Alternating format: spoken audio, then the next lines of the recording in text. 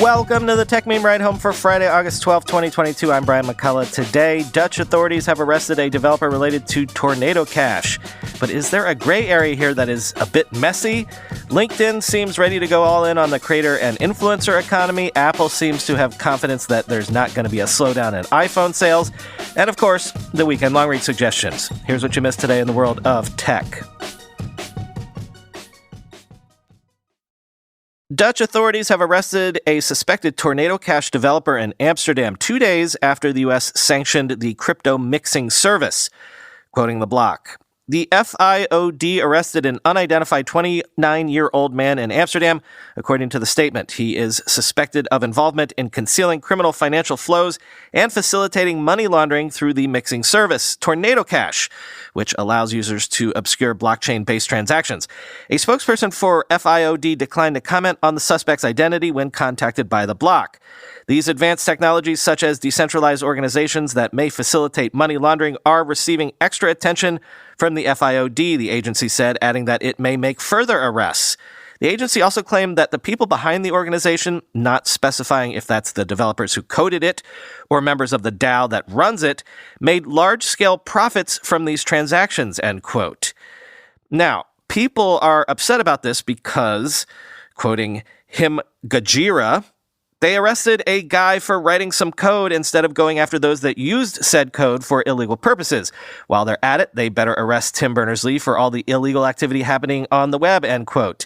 Here's Mike Dudas from Twitter, quote, gonna have to arrest the developers behind Swift, ACH, Visa, MasterCard, because my understanding is that fraudulent transactions and money laundering occur on global financial networks, end quote.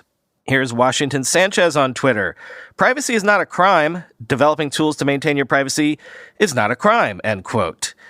And other folks are like, this is just an open source developer. Is this kosher? To which Parker Thompson tweeted, quote, they were operating a for-profit business that ignored the laws of the jurisdictions in which they live and which everyone agrees facilitated money laundering. Open sourcing the code doesn't seem like it should be a get-out-of-jail-free card, end quote.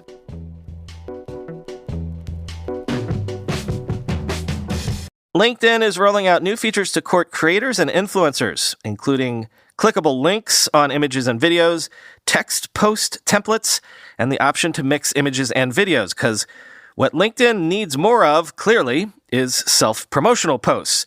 And if you can make it formulaic and rote, all the better, right? Quoting TechCrunch. In the coming weeks, creators on LinkedIn will be able to add a clickable link directly onto their image and videos to drive traffic to their websites or other resources, regardless of whether they're on or off LinkedIn. For example, the company notes that creators can use the new feature to link to their most recent newsletters or their personal websites. You can add a clickable link by tapping the Add a Link icon after creating a new post on mobile with an image or video. The company is also launching a new templates feature that is designed to help creators ensure that their text posts will stand out in users' feeds. The templates are designed to give text posts a pop of color to make them more visually pleasing and eye-catching for viewers. Creators will be able to access the new templates in the coming weeks by going on the share box or tapping Post on mobile and then selecting Use a Template. From there, you can choose from numerous customizable backgrounds and fonts, add your own text, and hit Share. You can even add a clickable link onto templates. In addition, LinkedIn has started rolling out carousels, which is a new content format that allows you to mix images and videos when presenting information to your followers in a swipeable format. LinkedIn says users will start seeing carousels in their feed today. The company plans to tweak the feature and release it more widely later this year. The launch of the new features comes as LinkedIn says it's seen a 20% increase year over year in people adding visual content in their posts, end quote. Indeed, this actually fits into a trend of companies hiring B2B influencers, mostly on LinkedIn, to pitch to other companies. LinkedIn says more than 11 million users have enabled their so-called creator mode as of July 2022, quoting Bloomberg. MAR is a part of a small but growing segment of the marketing world known as business-to-business influencing. Most people are familiar with the army of young influencers making viral videos on TikTok and Instagram for brands looking to reach consumers, predominantly in beauty, fashion, travel, and food, but also in finance and pets. Now, enterprise businesses that sell to other companies are tapping into the trend by working with influencers like MAR. These conversations are happening anyways, right? Says Rahul Titus, global head of influence at WPP Ogilvy. You might not be starting or instigating these conversations, but your buyers are on Reddit and LinkedIn and all these social media platforms, end quote. Ogilvy's public relations branch is building a B2B influence specialist team with the expectation that as much as 1/5 of its hundreds-strong influence group could eventually be focused on such work. B2B contracts can be 10 to 20% more expensive than a typical consumer brand influence deal, Titus says. The idea with B2B influencer marketing is not to generate immediate sales, he says, but to nudge the key executives who manage business spending in the direction of certain products, because businesses are much less likely than individual consumers to make impulse purchases. While channels for B2B marketing can include anything from in-person appearances at conferences to Twitter posts, the key forum is LinkedIn. The Microsoft-owned social network has attracted more creators by bolstering its staff who work with them, says Ben Jeffries, Chief Executive Officer of Influencer, which links brands with online personalities. You've got creatives taking LinkedIn more seriously, Jeffries says. B2B influence has taken off in the past year, he says, estimating it has roughly tripled as a proportion of brand spending on influencers. LinkedIn says it had more than 144,000 members with creator in their job title as of December 2021, up 16% from the previous year.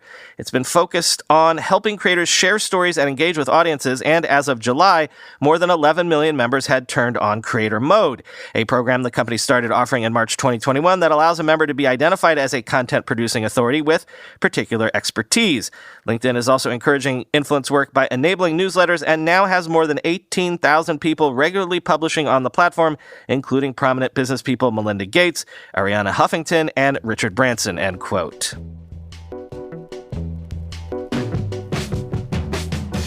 What, Tim Cook worry?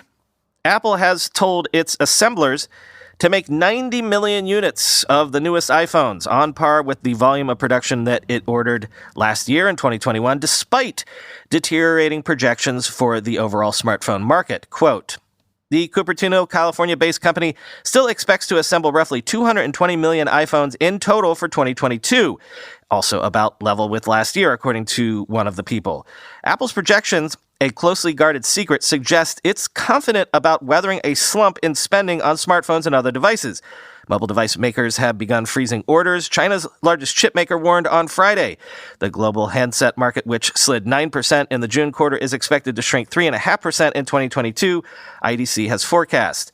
Han High Precision Industry, which puts together most of the world's iPhones, hinted at Apple's resilience when it said this week that sales of its smart consumer electronics products should be little changed in 2022.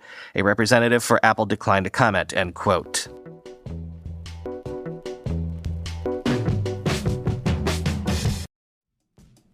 Every day it's like flipping a coin. Inflation news or tech crash news. So y'all, how are those stock options looking, or 401ks or brokerage accounts? Whatever financial vehicle you're gripping onto for dear life, because this has been the worst start to the stock market in 50 years, and S&P heavy portfolios will flatline at best this year, according to Goldman Sachs. But we all know there's amazing opportunity in moments like these, and like you, I went looking for that hidden gem. That's why I'm sitting on a 20.6% net IRR right now. I'm talking about my portfolio, my investments with Masterworks. They let you invest in the top end of contemporary art, which you already know I'm all about. I own a piece of a Basquiat, a Joan Mitchell, a Gerhard Richter, but it's not just for looks. Contemporary art has outpaced the S&P by 164% for the last 25 years. And when inflation is this high, it appreciates more than real estate, gold, and the S&P. Like I said, I've been invested with Masterworks for nearly 2 years now. I think what they're doing is genius. Even though there's a wait list as hordes of people look to diversify, Masterworks is giving my listeners priority access to skip that list. Just go to masterworks.com/ride. That's masterworks.com/ride. See important Regulation A disclosures at masterworks.com/CD. masterworks.com/ride. This episode of the Techmeme Ride Home is sponsored by Storyblock, the first headless CMS that works for both developers and marketers, offering all the flexibilities of a headless CMS that you'll love and giving non-technical users a real-time visual editor with a true what you see is what you get experience. Storyblock's unique component-based approach allows you to reuse your well-structured content easily and work in a framework-agnostic environment. You can create and nest modular components without any limits, fill them with content, and customize them to any degree you want. What's great is that you don't have to worry about constantly supporting content editors. The visual editor allows all non-technical users to preview every single change in real time before publishing them. Storyblock has everything you need to build better digital experiences: limitless technology support, great localization and internationalization capabilities, extendability with a robust plugin system, e-commerce integrations, and so much more. This is why more than 120,000 projects across more than 130 countries are currently run using Storyblock, from solo developers to SMEs and large enterprises like Netflix, Adidas, and T-Mobile. Go to storyblock.com/ridehome. That's Storyblock with a K at the end. Storyblock.com/ridehome to test it out for free. Time for the weekend long read suggestions. First up from Billboard. How did two folks make $23 million from YouTube? Well, quote, according to documents filed in Arizona federal court over about a 4-year period, Tehran and Batista, along with a number of alleged conspirators, devised a company they called Techmeme to siphon off $23 million in master and publishing royalties for Latin music copyrights they did not control. Much of these royalties were claimed through the popular rights management company AdRev, which is owned by Downtown Music Holdings. Tehran, whose attorney did not respond to requests for comment, pleaded not guilty and awaits trial in November. Batista, on the other hand, took a plea deal on April 21st, admitting guilt to 1 count of wire fraud and 1 count of conspiracy. As part of the plea agreement, he revealed key insights to the court about how the Techmeme scam was committed. Batista's attorney and an IRS representative declined to comment on the story because the case is still ongoing. The indictments and Batista's plea deal took some in the Latin music industry by surprise. A representative from Puerto Rican rapper-singer Anuel AA's camp had not even been aware that Techmeme had stolen tens of thousands of dollars of royalties for the artist's music until Billboard inquired with Anuel AA's team about the case. Though AdRev and YouTube have not been accused of any wrongdoing, sources in the rights management business who were interviewed for this story expressed incredulity that theft of this magnitude happened on AdRev's watch, end quote. Then, since the whole tornado crackdown is in the news even today, a look from the Wall Street Journal about how maybe tornado is actually the original promise of crypto made real, i.e., actually decentralized so that it's hard for the authorities to shut down. Quote, it is difficult, if not impossible, to shut down Tornado Cash entirely, said Tom Robinson, co-founder of risk management company Elliptic Enterprises, which analyzes illicit use of crypto services. Tornado Cash's developers designed the service to enable users to exchange cryptocurrency with little or no information about the parties, a contrast to traditional financial institutions that are typically required to collect details about their account holders. That appeals to users drawn to crypto for privacy and security. Some Twitter users said this week they used Tornado Cash to send cash to support Ukrainians suffering from Russia's invasion. But the lack of disclosure also creates opportunities for illicit transactions, Mr. Robinson said. Tornado Cash's code isn't hosted by an individual or company, but lives on the Ethereum blockchain, a decentralized global network of computers, where it automatically fulfills trades. As a result, the U.S. and other governments have no individual or entity they can force to halt Tornado Cash's operations. Even when Microsoft's GitHub removed the latest copy of the platform's code from its website after the sanctions announcement Monday, some users had already copied the files, end quote. From Ars Technica, the inspirational story of a man who refused to pay a $50,000 bill just to get Comcast to give him internet, and instead launched his own ISP in rural Michigan. Quote, the U.S. government allocated Washtenaw County $71 million for a variety of infrastructure projects, and the county devoted a portion to broadband. The county conducted a broadband study before the pandemic to identify underserved locations, Mauch said. When the federal government money became available, the county issued a request for proposal seeking contractors to wire up addresses, quote, that were known to be underserved or underserved based on the existing survey, he said. They had this gap-filling RFP, and in my own wild stupidity or brilliance, I'm not sure which yet, I bid on the whole project in my area and managed to win through that competitive bidding process, he said. Mauch's network currently has about 14 miles of fiber, and he'll build another 38 miles to complete the government-funded project, he said. In this sparsely populated rural area, I have at least 2 homes where I have to build a half mile to get to one house, Mauch said, noting that it will cost over $30,000 for each of those homes to get served, end quote.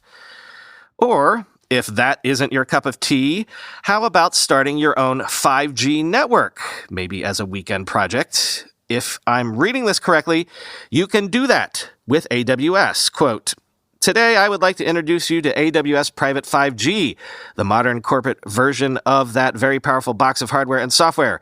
This cool new service lets you design and deploy your own private mobile network in a matter of days. It is easy to install, operate, and scale, and does not require any specialized expertise. You can use the network to communicate with the sensors and actuators in your smart factory or to provide better connectivity for handheld devices, scanners, and tablets for process automation. The private mobile network makes use of CBRS spectrum. It supports 4G LTE today and will support 5G in the future, both of which give you a consistent, predictable level of throughput with ultra-low latency. You get long-range coverage indoors and out and fine-grained access control. AWS Private 5G runs on AWS-managed infrastructure. It is self-service and API-driven and can scale with respect to geographic coverage, device count, and overall throughput. It also works nicely with other parts of AWS and lets you use AWS identity and access management to control access to both devices and applications," end quote.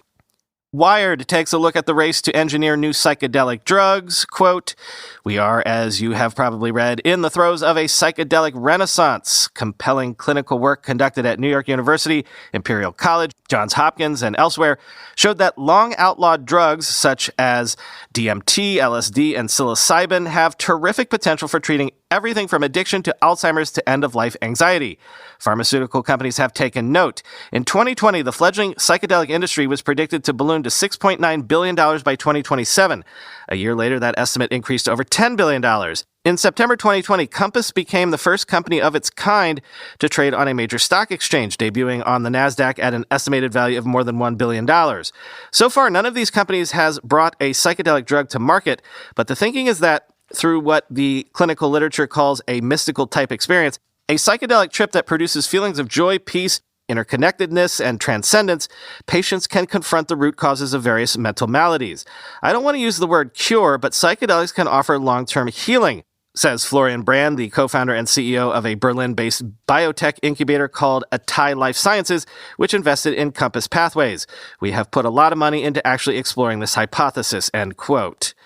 And finally, from The Atlantic, are we about to witness the death of the manual transmission? Quote, "When it comes time to replace my current car, I probably won't be able to get another like it. In 2000, more than 15% of new and used cars sold by the auto retailer CarMax came with stick shifts. By 2020, that figure had dropped to 2.4%. Among the hundreds of new car models for sale in the United States this year, only about 30 can be purchased with manual transmissions. Electric cars, which now account for more than 5% of car sales, don't even have gearboxes. There are rumors that Mercedes-Benz plans to retire manuals entirely by the end of next year all around the world, in a decision driven partly by electrification. Volkswagen is said to be dropping its own by 2030, and other brands are sure to follow. Stick shifts have long been a niche market in the U.S. Soon, they'll be extinct. The decoupling of humans from their driving machines will accelerate in years to come. If the automatic transmission made the stick shift a monument to lost control, the autonomous self-driving vehicle aims to do the same for steering wheels. At that point, the loss will be so complete that it may not feel so alienating. Any pretense that the automobile is a prosthetic will be eliminated, so car passengers can move on to other things, like people on a train. They might settle into a book, or take a nap, or open an Excel spreadsheet," end quote.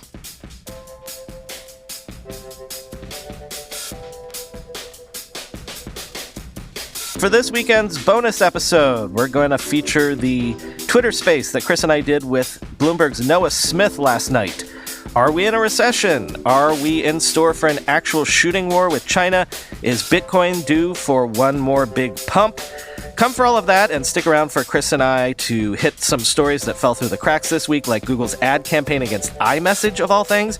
And then on Sunday, a portfolio profile episode of Ride Home Fund's first investment in the crypto and Web3 space. What sort of a crypto company would I be confident of investing in? If you're a listener, I think you can guess. Picks and shovels, hint, hint. Enjoy that. Talk to you on Monday. But wait, quick, classified for you, job openings.